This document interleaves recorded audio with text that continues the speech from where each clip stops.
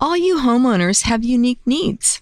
Some feel the need to leave up holiday decorations year-round. Others have the need to use their garage as practice space for their new metal band. And because each homeowner has unique needs, Geico helps you get the right coverage for your home and what's in it. That way, you get exactly what's right for you, even if your needs are unique. Get more with Geico.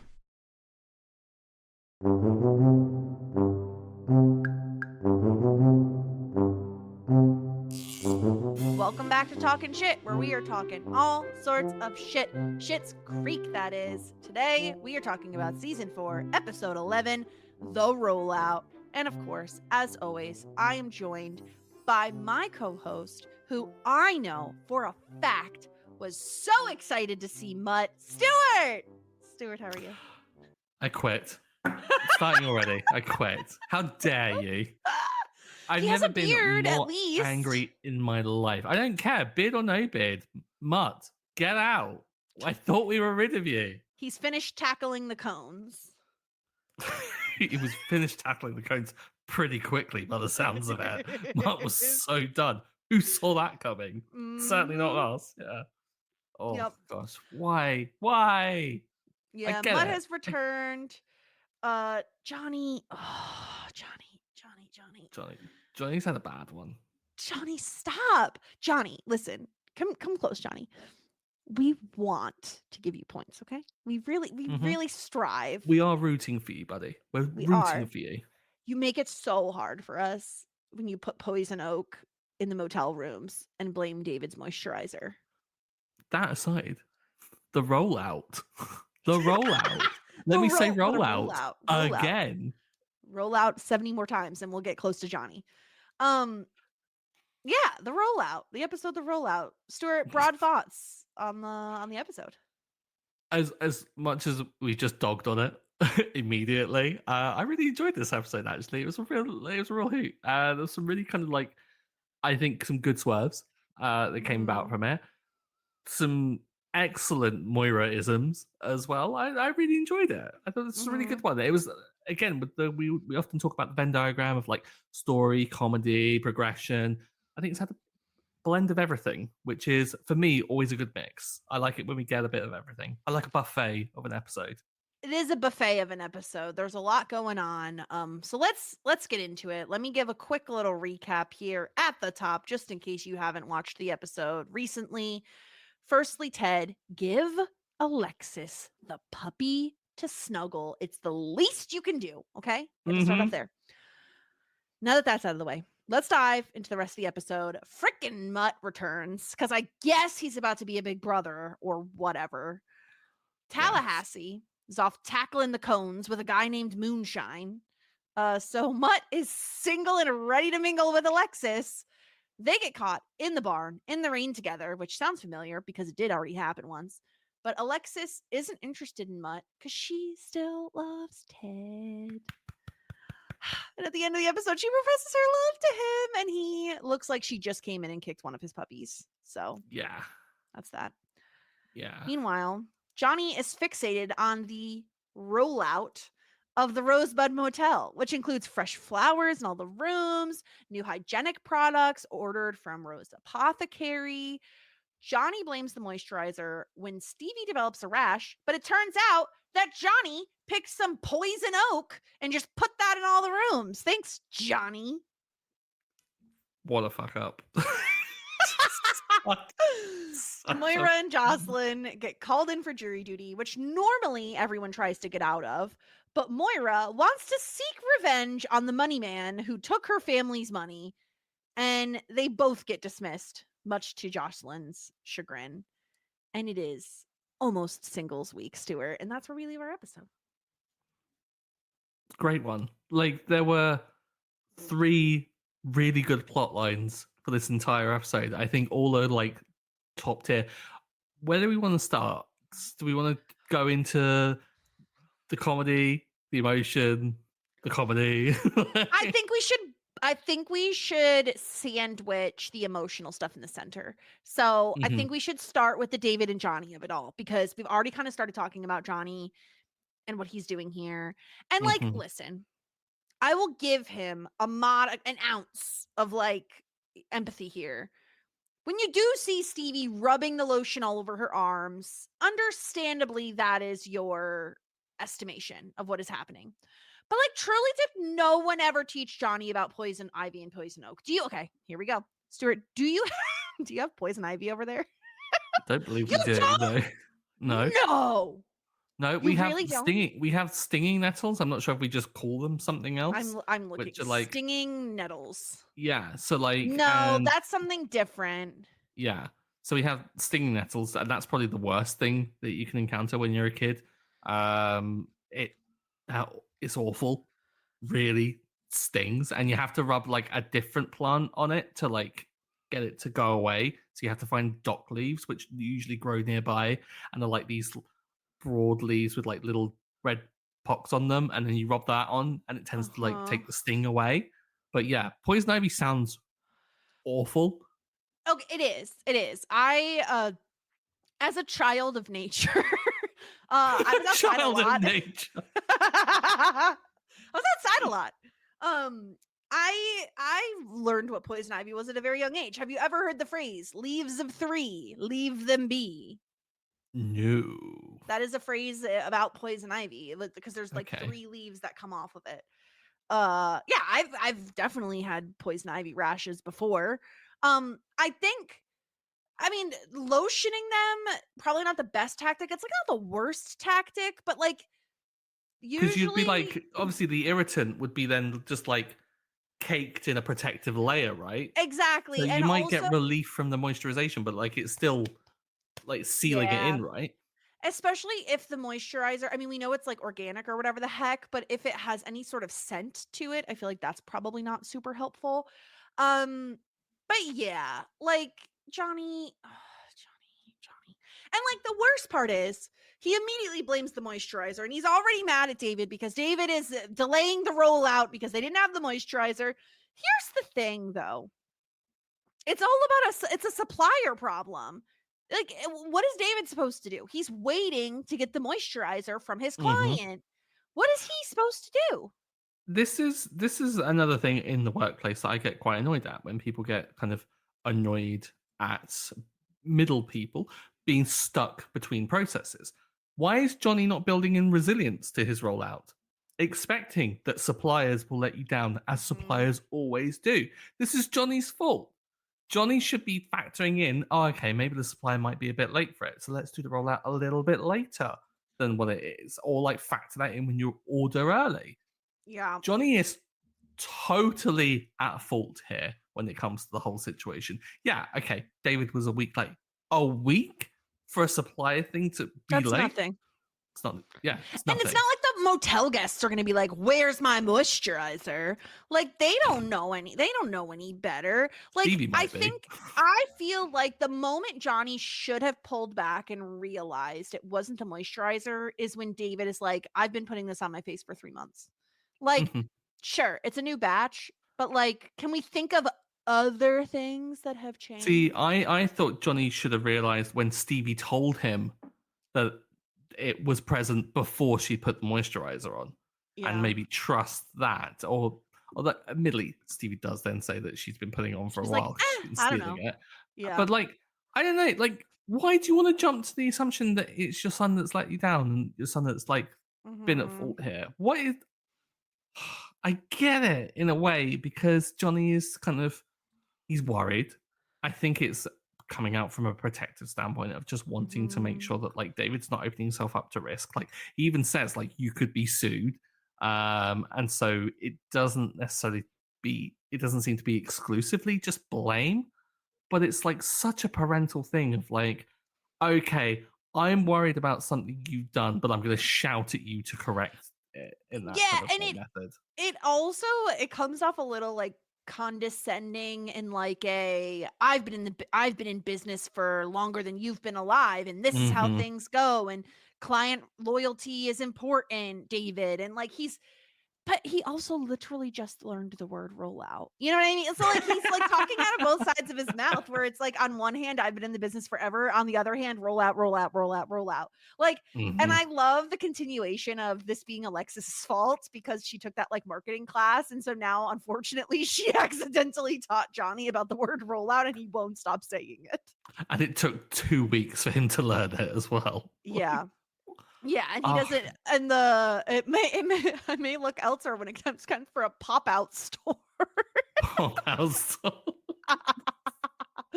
Johnny's hilarious when he wants to be. Like, totally. I say when he wants to be. It's totally unintended. But Johnny, when Johnny has some lines, they're so funny. Yeah. So unfortunately, the rollout isn't going as planned. Poor Stevie's covered in a rash. David has a face rash. I love his comment of "I look like the Phantom of the Opera." It was so good. That's that. And this is the thing. So then David is like yelling at his supplier about the moisturizer because it's causing a rash, and he's like burning a bridge with that supplier. All thanks to poor Brenda. Johnny. Brenda's like getting a phone call out of the blue, like talking shit about her moisturizer, and it's like nothing wrong with it whatsoever. Yeah. If anything, it's doing the best job in this whole like situation. It's kind of giving some relief to it. I gotta say though, the whole rollout situation, it's a bit much, isn't it? Like, I know that they're trying to like class up the hotel, and so this is what they've done. but So they've changed the name. So it's instead of being the Rose Motel, what was it before? Just the motel. It was just motel, right? Yeah. Now it's the Rosebud Motel. So they have new name. Therefore, they have new branding. Flowers in all the rooms. Custom towels, I assume, which say Rosebud Motel on them. Yeah. And then the moisturizer stuff, the in these for the room. Bougie little like dice trays. As a D&D player, I was like, oh, I wouldn't actually mind that. That'd be quite good to steal. I will say I do love a complimentary toiletry. We have for all you young folks. If I don't know how it works over there, Stuart, but I find that the last 10 hotels I've stayed in, they no longer give you like complimentary toiletries. Instead, they have like shampoo, conditioner, and body wash affixed to the shower stall, so you can't take it when you leave. They've got it in the bougie amber glasses, but they're still like in these like fixed things. Locked up. The pump things. Yeah. Don't like it. Not a fan. No, we're going old school here at the Rosebud Motel, and you get little containers. I thought this was nice. I like the idea. I think what's worthwhile, flowers, great, especially if they're wildflowers, not if they're poison oak, because that seems like a liability waiting to happen. I think free toiletries, perfect. I don't know that you need the monogram towels. No, that's a bit much. Right? Like, I think you wouldn't even find that in a bougie hotel. Like your plumbing's leaking, but you got like name brand towels. That's weird. Exactly. You wouldn't. You want to fix that so you're not dirtying up your monogram towels, right? Exactly. But like, I feel like he's just doing a lot. Like he got all the bake goods from Ivan, all the which cinnamon rolls, is I think a really good idea. And like the toiletries kind of make sense, but maybe not from a niche apothecary. Why can't I say that word today? Apothecary. I was like, what is going on? Your mouth stopped working. Blah blah blah. From a niche apothecary in town. Like, go to a big supplier, buy in bulk. This doesn't seem to be good business. And like David it's supporting says, local business, but it's not good business. Yeah, David is like, this isn't exactly on brand for my store. Like, I'm doing you a favor. It was very funny. I did get a good kick out of Stevie, show me your arms again. I don't want to show him my arms. Poor Stevie was such a trooper in all this. All she wanted to do was go home and get away from it all. And Johnny was like, no. Like, show we him need to your get arms. to the bottom of this. Yeah. Yeah. Oh, gosh. It's so good. So that's what's going on with them. Let's talk through everything going on with Alexis this episode, because first we start the episode with Alexis and Ted, and apparently the puppies are going to be involved in Singles Week, because they are going to adopt some dogs, and so they need fun, flirty dogs. So this is I didn't quite understand this No one does. because It's just a way to get yeah, Ted involved. I can understand, but like you can explain it away a little bit better. You can say like I don't know, like almost like a cat cafe situation, just with puppies, Sure. which is so much better. I will just say, like, sorry to any cat lovers out there, but like puppies, I so will much take. better. Yeah, no, I agree. Mhm. But like maybe just like I don't know, interact with them, like kind of bond and get to know each other while you get to play with an adorable little puppy. Like adopt one. That's a bit much, is it not? It does seem like a lot, and maybe it is what you're saying, where it's like they'll get to play with them, and like maybe a puppy or two gets adopted, so that's great news because these are all rescues. So Yeah. I don't know, but like of course Alexis finds like a super cute puppy, and Ted's like, "Oh, he may be spoken for. Yeah, Heather wants to adopt him." And it sounds to me, Awkward. Stuart, and I don't know if you read this the same way. It's like, we're getting a puppy Mm-hmm. together. That's a big commitment. That is, It is and getting a but pet I with also got the vibe somebody. as well. I will say that it was more like of a Heather thing than a Ted thing because it was Yeah. very much like Heather's seen this one and Heather wants a dog, and so and Ted's just like I'm kind of going along with it, which kind of gives you the vibe that maybe Ted Mhm. isn't as invested as maybe he could be in the whole situation, which gives Yeah, me a he glimmer does of hope. say we're in the process of making that happen for her. Yeah. He didn't say us. That's all I'm saying. No, but in saying that, I mean, it hasn't been that long, has it? Like, Alexa's Quite a got couple her. months. So he was with Heather just before Alexis left, Yeah. or he'd been fooling around with her. So, like, maybe a month or two. Yeah. Alexis has gone off, got her degree. She got it in 4 months. So that means at least 6 months has passed. And then maybe a month after that. So they've been together potentially 7 months with a bit of on and off, like, fling time at the Sure. beginning. Sure. It's kind of, I mean, like if you're going at a quick speed, maybe like they could be getting together and doing that. Doesn't sound like they're living together yet. No, I don't think they're living together because doesn't no, where is Ted's apartment above the vet's office? No. I don't I think don't so. know if it is. I don't I know think if it's we've got one a story. confirmation of where exactly it is. It I must got the just be impression in it town, I think. was first, sorry, second floor if we're counting American. So it's like raised up, but like don't eye roll that. Just can't. It It makes so makes much more sense. sense. Ground No. floor, first floor. It's the first elevated No, floor. It it's the makes so first much floor more you sense. walk on is the first floor. It makes No, sense. because Listen, that I means will the give ground you outside is the Celsius. first floor. I will give you Celsius, but you are so wrong about stairs. So Fight wrong me. about floors. Anyway, um, yeah, so I love when Moira like sees them doing this and she's just like, "Oh, look at you guys meeting in person. Wow, how nice that is." Like Hmm. it's like, "Moira, read the room. Like, what are you doing?" I love it just that she calls him Theodore as well. And also calling them lovely little freaks was a bit strange as well.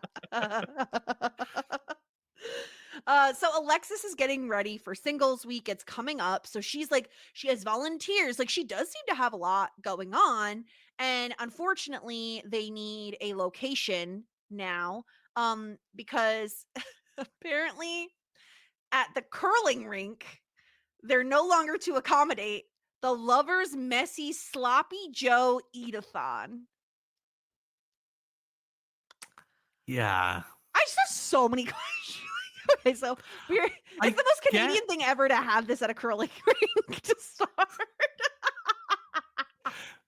so sloppy joes aren't a thing we have over here either. And if I'm right in thinking it's like a red sauce with like mincemeat in buns, right? Is Like mincemeat it's a ground really meat? ground meat, yeah.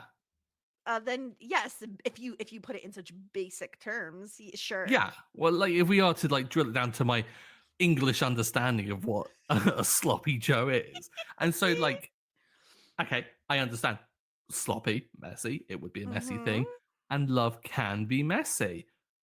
This is a point where you need someone with just a modicum of just, organization, kind of practicality, just go, is it the best thing to have people flirting and eating sloppy joes. Is It's like anyone gonna pull at this thing? Yeah. No. Like most people aren't like ordering ribs on like a first date, you know? No. And it's because it's a little awkward, because it's a little messy and it's a little gross. And listen, I love sloppy joes. Once upon a time, when I was a child, and it was my birthday, it was like, well, what do you want to have for dinner for your birthday? Every year, I would pick sloppy joes. Wow. Because I'm a weirdo. But I love sloppy joes. If anyone has seen the movie It Takes Two, have you seen the Mary-Kate and Ashley movie It Takes Two, Stuart? Please tell me you have. Is that the I'm gonna one be really upset if with you haven't. Kirstie Alley? Yes, it is. Opens with the baseball scene Yes, in it the is. street and stuff. Yes. Yes, iconic. They eat sloppy Janes, which is the same thing as a sloppy Joe. But I guess it's a female version. And anyway, I love sloppy joes. I don't think this is a good idea. I can't think of something less sexy than an eat-a-thon. Like, I just don't know. Like, first of all, like if you're eating a lot, you're going to be full, and then you're going to feel sick, and then someone might throw up. Like, you don't want that. You don't want to be bloated on a date. No, a that's first the date last as well. thing you want. Exactly. Yeah.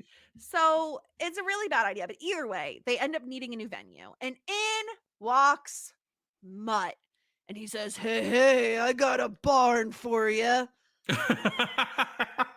In that exact just tone. like that. That's exactly what he sounds like.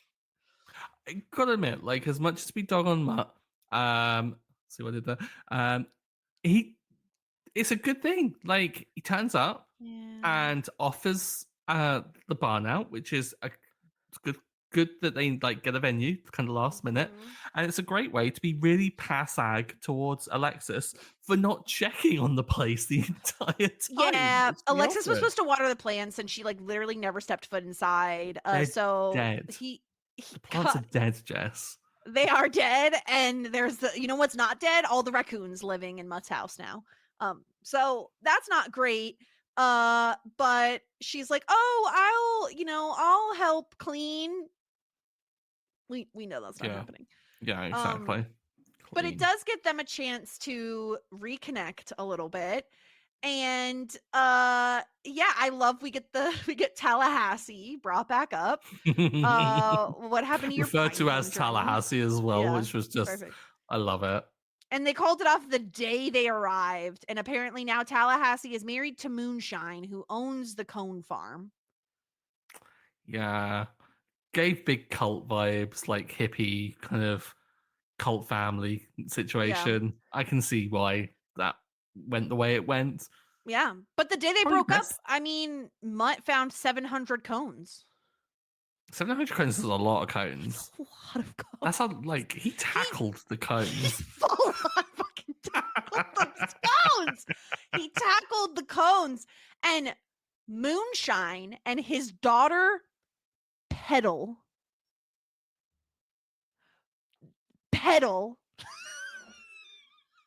If anyone's listening called Petal, we're not mocking your name.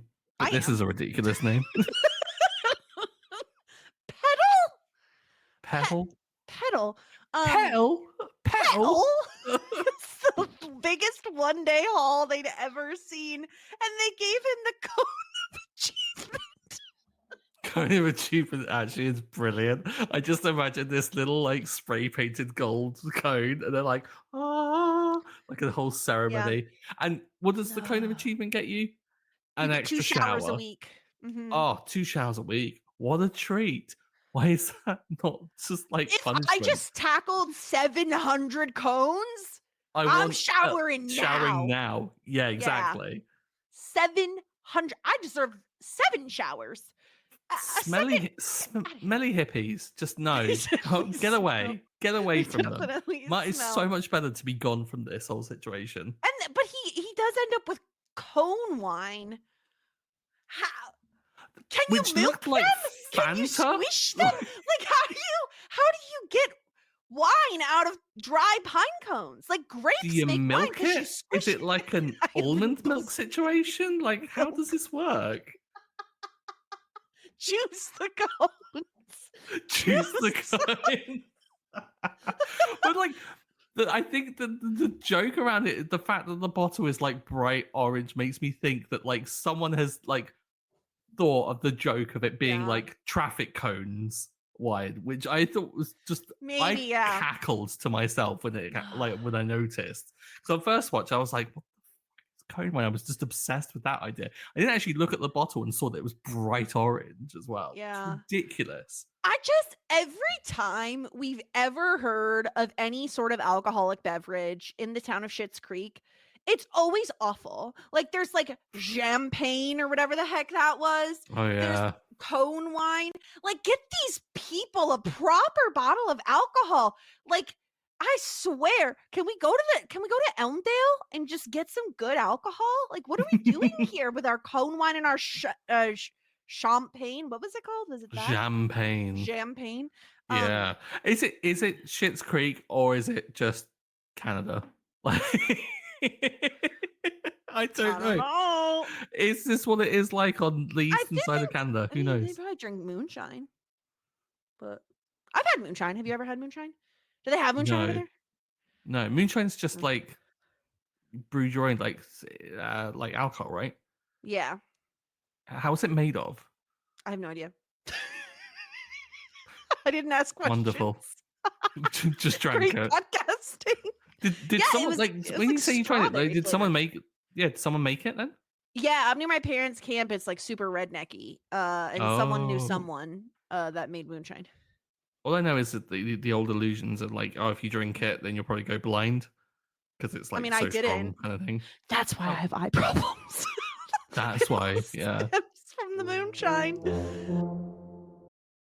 All you homeowners have unique needs. Some feel the need to paint their door a vibrant shade of blue. Others have the need to decorate their bathroom with fish, anchors, and other nautical items. And because each homeowner has unique needs, Geico helps you get the right coverage for your home and what's in it. That way, you get exactly what's right for you, even if your needs are unique. Get more with Geico. So they catch up. They have a little catch up moment. And I feel like it's very obvious the entire time that Mutt is like interested, right? They're talking Pining about for single Alexis. week. Yeah, pining. Ah. Mm-hmm.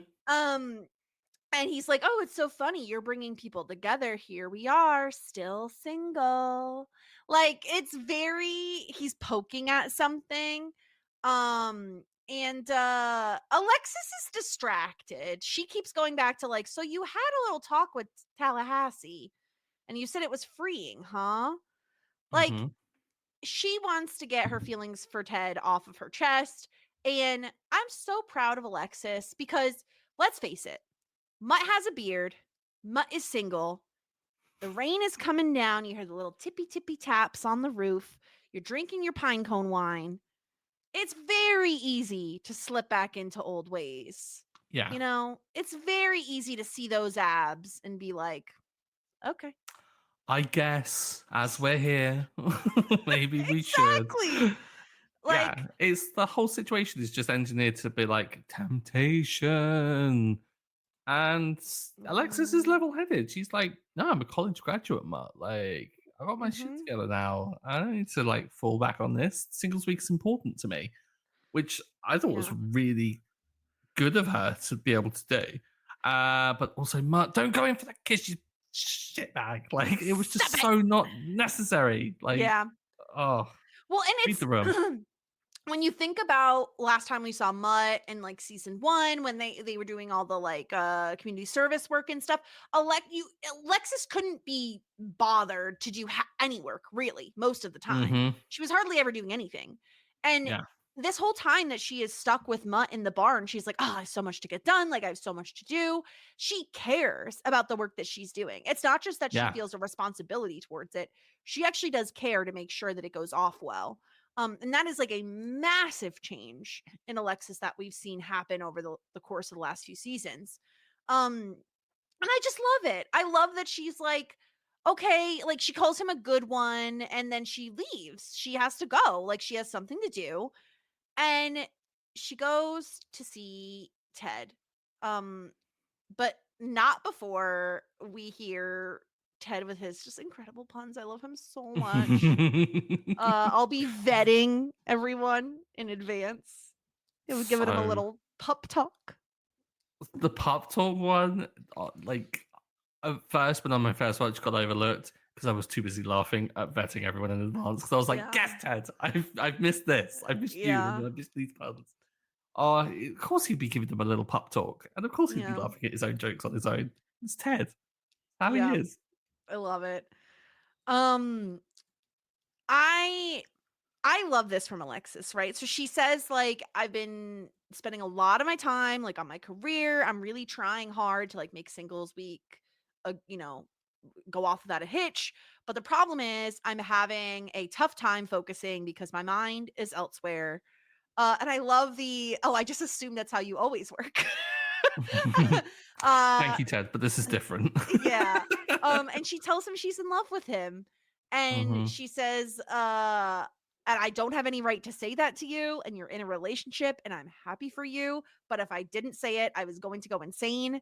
And she says, you're the sweetest man I've ever known, and that's it. And then she also says, like, you don't have to say anything. And then she asks for a puppy to take home for the night, which I'm really sad that he said no to that. But I think she does really well with this because we talked about like interfering with an established relationship, and it's like going in and being like dramatically like I love you. It presents such an awful scenario, really, because it's kind of like it puts Ted in the position like, does he say anything to Heather? Like, does he tell her about this whole situation? It can be conceived as like an attempt at Alexis to like get something going, and Alexis doesn't present it like that in any way, shape, or form. She's just like, I have to get this off my chest. I have to express this to you. So more so for me, but also just so that you're aware of the situation. But I'm happy that you're in a relationship. I wish to say that I love you. She even cuts him off like before he even gets to reply. She's like, I love you. I'm in love with you. And then continues to talk so that he doesn't really have to chime in with the almost like obligatory of like, I have to say it back or I have to say something in return, which is then going to escalate into like conversation, like whatever will come of it. She just gets it out. She makes this declaration. And then she ends by asking for a puppy, which kind of is a great way to kind of pivot off of it because they don't have to get into the conversation of it. It's out there. It's been said. Let's move on. And let's get to the fact that, no, you can't just take a puppy, Alexis, which possibly the best way you could have gone, I think. Yeah. Yeah. Because I think to myself, right, like, I'm glad that she owns it, that she has to say it, that this is for her. Her saying this isn't for him. Because I do think that's correct, right? Like, if he's in a relationship, like she says, like she's the one who broke his heart multiple times, it's really not her place to divulge this information and screw with his head, right? Like, if we didn't love Alexis, we would be like, what are you doing? You're a monster. Yeah. But I think the way she goes about it is like about as sensitive as you could possibly be with it. She doesn't have any expectation of him returning the feelings. I obviously selfishly it's very much for her. She is saying these things because it's killing her not to. Very much so, yeah. But I also feel like maybe there's a part of her that, like, when they do hang out, like in one of the first scenes of the episode, is she feeling vibes? Like, is she feeling anything that is causing her to be like, I have to shoot my shot. Like, I have to take this chance. I think there's a couple of things involved in it. Is that I think that is certainly an aspect of it. I think that's a small bit that's like maybe deep down, I think is probably subconsciously she is wanting to shoot her shot a little bit. I think it's more so for the fact that she's just extremely comfortable with Ted. That Ted is the sweetest guy. And I think she feels comfortable in being able to articulate that to Ted and for Ted not to read too much into it and to take her at her word because she trusts him and that he is he knows her. Like he calls out just like, I thought that was just how you worked. I think there's some just familiarity that she feels safe enough to be able to say that without it coming with the risks of being like, leave her for me, and like make this romantic like proclamation back. It's like, no. I think she feels safe enough just to be able to say, I need to get this off my chest. I think you're mature enough to be able to hear it, to make your own decision with it. Perhaps maybe that's like deep down within there, but I think that there's no real risk of consequence, which is why she says it this way. And I think it's probably the best way she could have gone about it. Maybe just a smidge more maturity and consideration for Ted's situation might mean that she doesn't say it at all. Maybe she can just like tell herself, yes, okay, it's awful living with this, but that's the consequence of you kind of playing around with this guy beforehand and not really being emotionally mature before. So yeah, I'm not going to say that it's the best thing to do, but I'm going to say of the ways in which you could have approached it, it's the best way you could have approached it. Yep. Yeah. Should we talk about Moira's jury duty? If we must. Have you ever done jury duty, just to start us off? I've only gotten called once for jury duty. I went and I was very quickly dismissed once they found out I worked in insurance. I think that was like, they were like, nope, you're out. So yours is much like this, where you get called and then you come up for selection. If you get selected, that's the case, and then that's it. You're not there for multiple. Not multiple cases, no. Wow. So only ever one. I've had jury duty once. And thankfully, I worked at a place that is kind of, it works in a similar kind of sector. So they were like full pay for the whole thing. And I was like, dream, sign me up for like a 6-month case. I'm good. But turn up. But the idea is we get 2 weeks. And so you can, in that 2-week period, you can go on to many cases. So I was in 3, one which we dealt with, made a ruling on and everything. Another one where I came up but wasn't one of the, got selected, and it was going to be a 3-month case, but thankfully got thrown out on the first day because of some other legalese thing that made it get thrown out. And then the last one, I got called up but was one of the spares. And so thankfully the jury that was selected, I wasn't one of them, and I got away scot-free. But that one went on for another 2 months afterwards. So I kind of lucked out and got it done within the 2-week period. I'm trying to remember. Ours is quite involved. I think I'm trying to remember what the heck the one that I was even potentially an option for, what it was about. I don't even remember. I don't know that I would ever get picked. I don't know. And I'm not trying to like get out of them or anything, but do I have strong feelings on the police? Yes. That I would vocalize. So just wear my Do you have any ACAB reasons shirt. why you can't cast impartial verdict? Yeah, ACAB. Fuck the police. Yeah, exactly. So I don't know. But yeah, I've met people like Jocelyn who like want to be involved. My co-host Sarah on I was just thinking about Sarah. She specifically dressed to impress, which I've like never. The dedication is amazing. Could be me. Like, I'm not trying to get picked. But I loved Jocelyn wanting to get picked and then inevitably not getting picked because Moira ruins it for her, because Moira obviously is gone through something similar to what this case is. So she wants to take out her revenge on these people. It's funny. It's like a very silly, like C plot is what there's not much to it. But it is silly. Yeah, I kind of just love the scenario, and this is where like the Moira comedy of everything really comes into its own, of like when she's just thrown into a silly situation and you just see her amongst, well, I say it's a silly situation, it's a fairly normal situation, but it's silly when Moira is the one that's thrust into it. Yes. And just the way in which her and Jocelyn have the polar opposite reactions. And Jocelyn is kind of in Moira's camp. She's like, Moira, this is the way you can get out. And Moira's like, no, justice needs to be issued. Yep. A man needs to be brought to justice. It's It's so funny. Yeah, it's great. And I love that, of course, Jocelyn again. It's like, Jocelyn, girl, you're pregnant. Like, go home and relax. Like, you don't want to be stuck sitting there all day. I don't know. Yeah. So that's that storyline.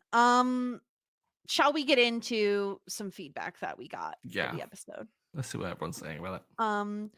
We got an email from Joanna. Hey, Jess. Hey, Stuart. You wonderful people. Already off to a great start, Joanna.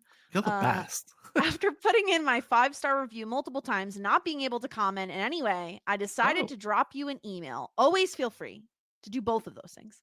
Yeah. I'm currently binge listening. Is that a real word? Yes, absolutely. Now.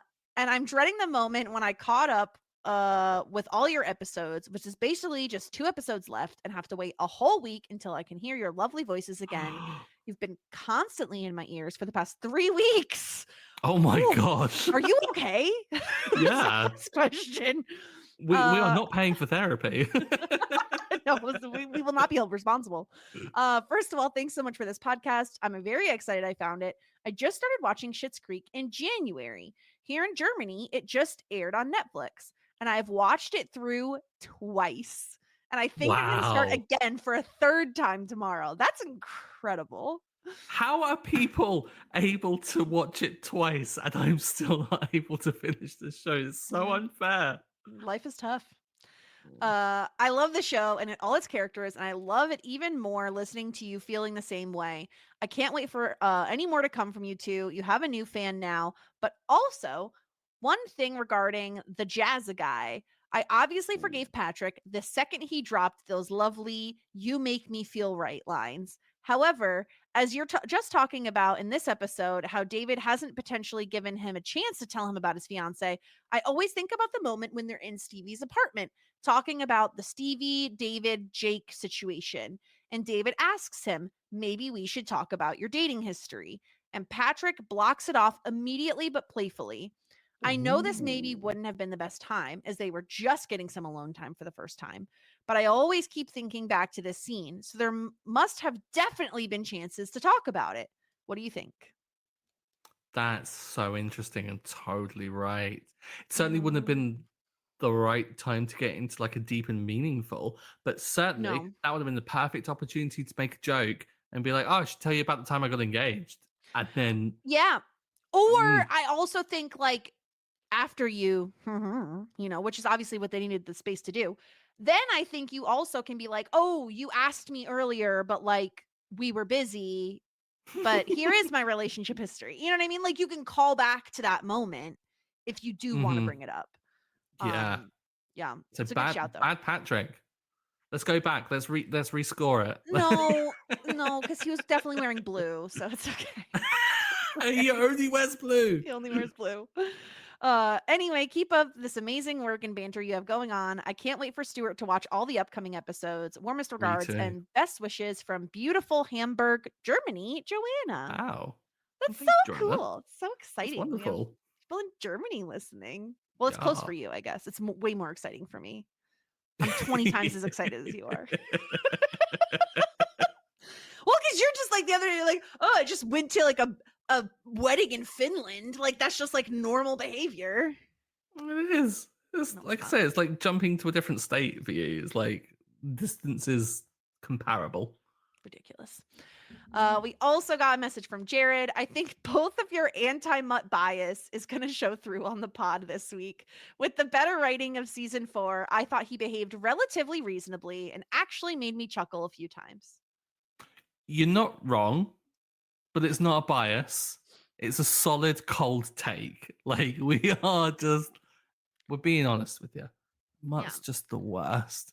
In this episode, he was not bad. Though. He was. I will say. He was fine. He was okay. He did go in for a kiss that absolutely wasn't there. Yeah, and he should have been able to read the room about that. The only reason I'm giving him like slight passes because the whole story about the pine cones cracked me up so much. And like it's not even the way he's telling it. It's just this literally the facts of the story about a man named Moonshine and his daughter Petal. It's so funny. Inherently it's funny. It's not really Mutt's credit. It's just you know, he's fine. He didn't even show his abs. At least he had a beard. The audacity of that man to show up if he didn't have a beard. Like, get all the way out. Anyway. Yeah. No, he had to grow it back because Tallahassee made him shave it off, right? Well, yeah, and how do you tackle cones without a beard? It's just, it can't be done. Can't be done. We that's the rules. Nick says Alexis's emotional maturity at the end of the episode is so impressive. Agreed. I think that's a really good take on it. Is that it is totally different to what Alexis of past would have done as well, and it just shows her growth. I love it. I love her so much. Trish says, love is messy, sloppy Joe's eat-a-thon. Sounds as bad as the lover's curry from a few episodes. Oh, that's horrendous. I think both might lead to the same effects as I would rather well. have the sloppy Joes, though, any day. Does sloppy lover's Joe's lead curry. to like a lover's curry situation? No, I've never had any gastrointestinal distress from sloppy Joes. All right. Might do from an eat-a-thon though. Well, yeah, if you're eating a large amount of anything, that could happen. And It's like a casserole down there. so nasty. If anyone's seen Taskmaster, you know the quote. Yeah. All right, let's get into our ratings here. First up, of course, as always, simply the best. Stuart, I who's can't the wait best? for this because we haven't spoken about it. So this We hopefully haven't. is going to come as a shock. Mhm. I'm giving it to Roland. I don't think I've said the name Roland this episode, so please explain yourself. If it wasn't for Roland, knowing that it was Poison Oak, we wouldn't have got the justice that was absolutely necessary. We wouldn't have got Johnny having to fall on his sword. Roland in this episode was completely tolerable. I can't not give it to him in this episode. Okay. I would want to give it to Alexis, but like I've said before, I think that like she didn't have to tell Ted that. It was for her benefit. Moira's trying to escape jury duty. Jocelyn is trying to do jury duty, which is just bonkers to me. Stevie, David, Johnny, like just doing their stuff. Roland does a good thing. I think this is the only scenario I'm ever going to get to really give it to Roland. So I'm pouncing while I can. Okay. I'm not giving it to Roland. What? Yeah, I know. Shocker of all shockers. I'm giving it to Alexis. And it's not even necessarily because of the Ted thing, because I agree with you. I think that's mostly like self-interested. I wouldn't even say selfish. It's like a self-motivated thing. I'm giving it to her because she didn't have sex with Mutt in like a scenario in which it would be so easy to have sex with Mutt. Like he is asking for it. And she's like, nah, I got singles week to focus on. I got work to do. She's a business bitch. She doesn't have time to be having sex with Mutt. Gotta respect that. Especially considering for Alexis it's been a while. And everyone else seems to be like getting it away. Like you got everyone pairing off. She's Jocelyn's getting it. Yeah, she's the only singleton that's around at the moment. Exactly. So what's Twyla's precious single, on her. right?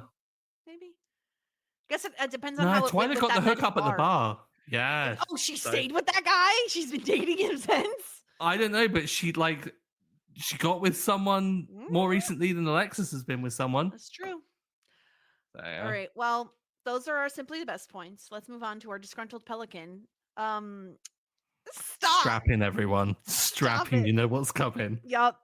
I mean, it's obviously Johnny. Johnny It has Rose. to be Johnny. Like, you can't just blame everyone for a mistake that you made and not get an LVP point. Like, truly, you gave everyone poison oak. Like, that's no joke, Johnny. It's painful and bad, and you should feel a little ashamed of yourself. And stop saying the word rollout. Stop it. Stop. I feel like I've returned to my safe space here. I get to rag on Johnny. And the way he goes about telling David about it, too, is like, come out with it, man. Stop. The worst. It's funny as hell. Like, I will give Eugene Levy the credit that he deserves in this whole situation. He's it's played so hilariously.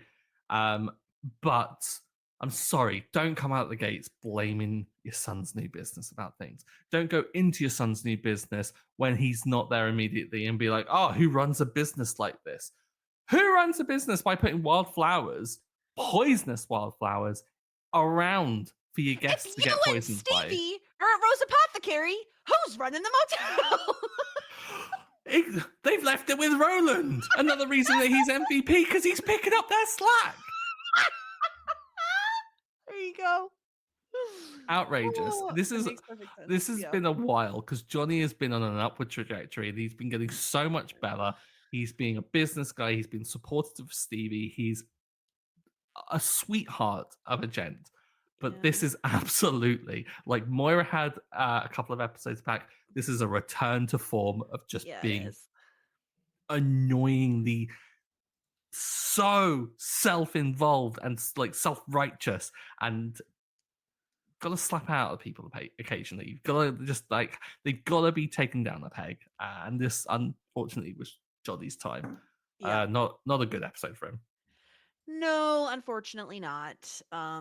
So yeah, I think it was like, it was inevitable, right? Like no one can get mad at us It for had this to one. happen. It had to happen. Fortunately for us, Moira did wear a wig this week. Unfortunately, this is what it looks like.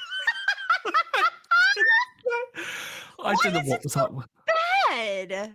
It's nothing matched about this outfit. Like ordinarily, there's a weird chaos with Moira's outfits and wig choices that somehow it just works all together. Like you find something amongst the chaos. This was just a mess. It The looks shake so and go bad. wig that she's got on is just, it's not a good look. Like there's the weird little like flicky bits at the side. I And hate then it's it. like it's like a hate it. helmet otherwise. It looked like she picked this up out of a plastic bag at Party City. What are we doing? Mm-hmm. It's bad. I don't have anything else to say about it. I want it off my screen. I hate it. I hate it so much. Yeah. Do better, Moira. We expect better. I'm sure she can. We I'm know sure she can. will. We know she can. Yeah. All right, let's get into tier ranking the episode because we got hot shit, full bouquet, love that journey for me. Ew, David, shit out of luck. Stuart, where do you want to put the rollout? I was really hot on this episode. I'm thinking top full bouquet, maybe even low hot shit. Whoa. All right, let me talk through my thoughts. Yeah. I love the Alexis stuff. I feel like we're seeing massive growth from her, right? Like that, for me, that is the best storyline. The Poison Oak thing is very funny. I don't think it's like as good as the Alexis stuff. Like in terms of, obviously it's not sentimental, but in the level of funniness does not equate the level of warm fuzzies the Alexis stuff gives me. And then the jury duty thing almost feels, Sarah and I talk about this sometimes, where it's like the writers have sticky notes and they're like, wouldn't it be funny if Moira went to jury duty at some point? Mm-hmm. And so then they're like, we have a little bit of extra time this episode. What do we do with it? Go to the sticky board and see what sticky notes we have. And they're like, let me take that Moira goes to jury duty and put it in there. It almost feels like a last minute addition because it really doesn't tie to much. Like you have Jocelyn there. Like Moira's left a little aimless, in my opinion, this episode.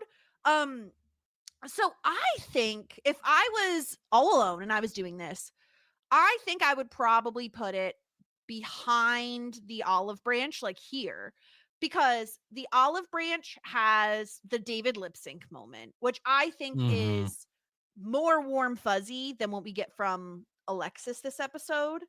So for me, like the high highs of the olive branch are higher than the high highs of the rollout. But I also think like the Poison Oak funniness stuff is better than the serious stuff from the barbecue. Yeah.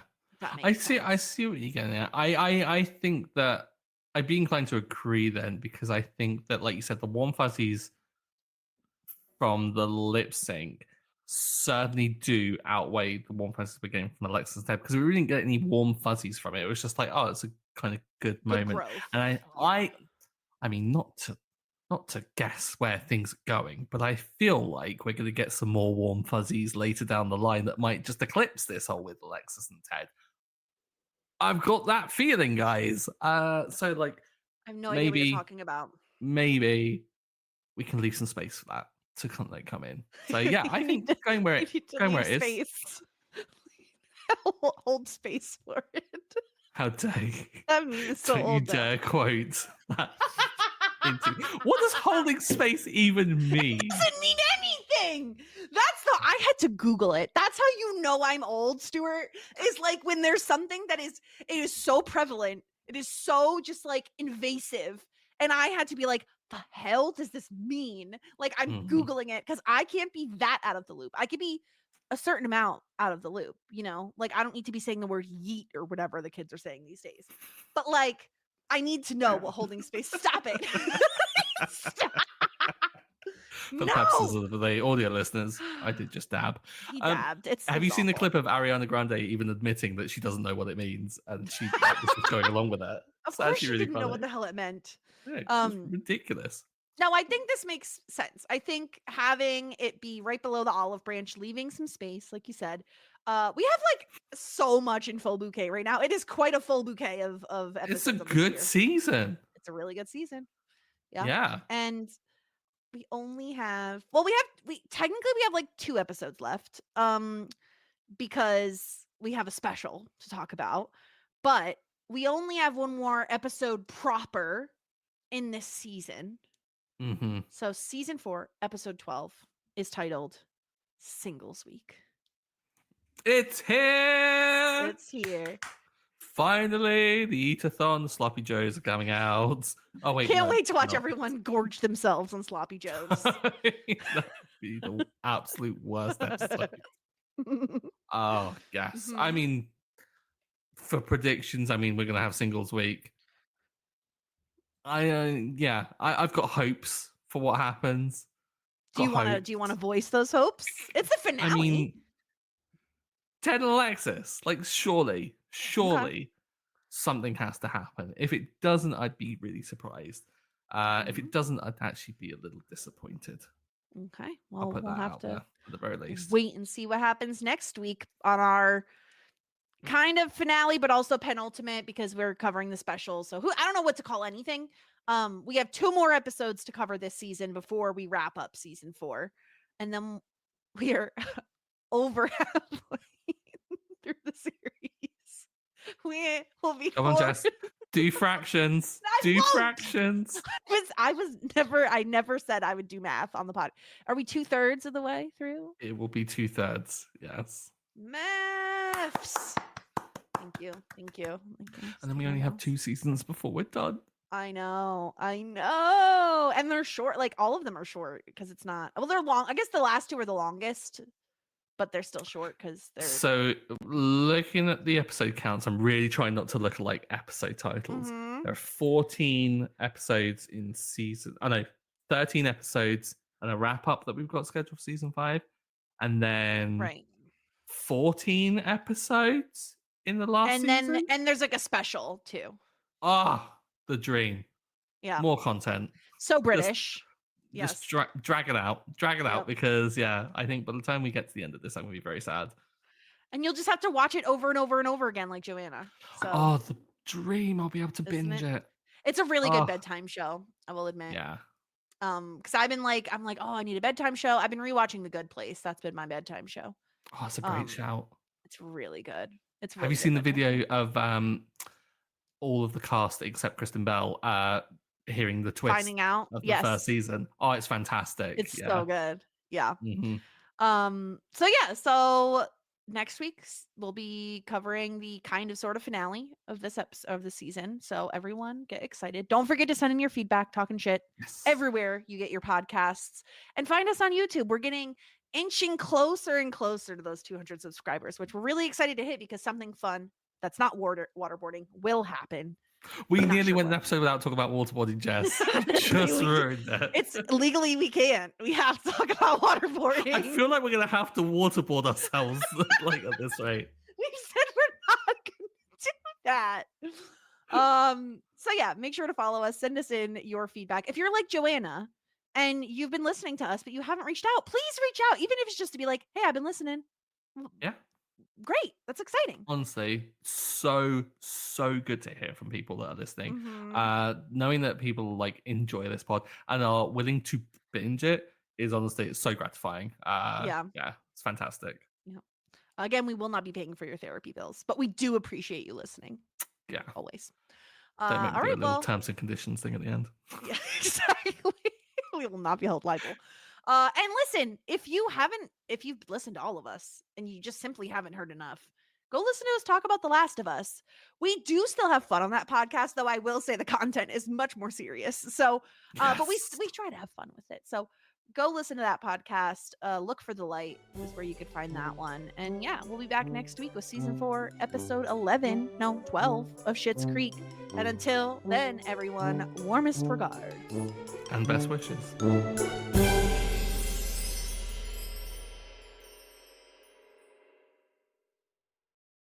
All you homeowners have unique needs. Some feel the need to paint their door a vibrant shade of blue. Others have the need to decorate their bathroom with fish, anchors, and other nautical items.